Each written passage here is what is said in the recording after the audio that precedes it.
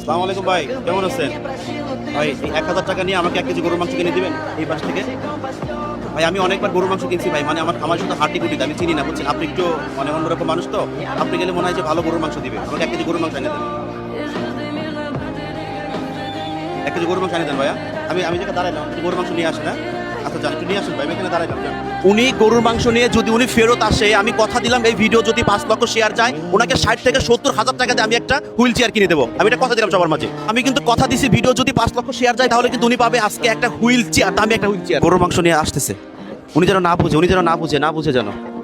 এদিকে আসো পালাও, এদিকে আসো।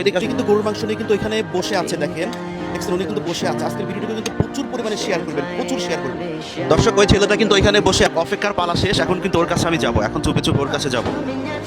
আসসালামু আলাইকুম ভাই, আনছেন মাংস আনছেন? ও ভাই দেরি হয়ে গেল ভাই, কিছু মনে করেন না?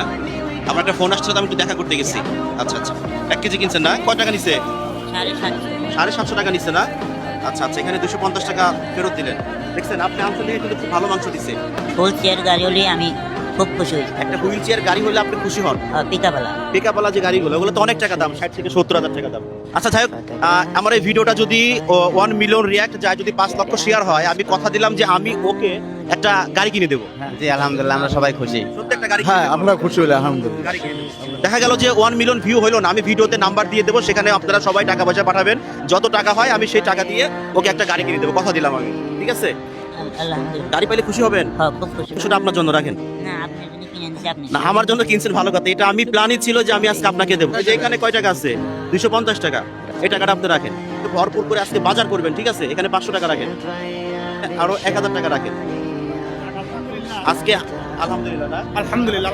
আজকে আপনি এই টাকা দিয়ে ভরপুর করে বাজার করে বাসায় চলে যাবেন, কি আজকে ভালো মন্দ রান্না করে খাবেন। ঠিক আছে?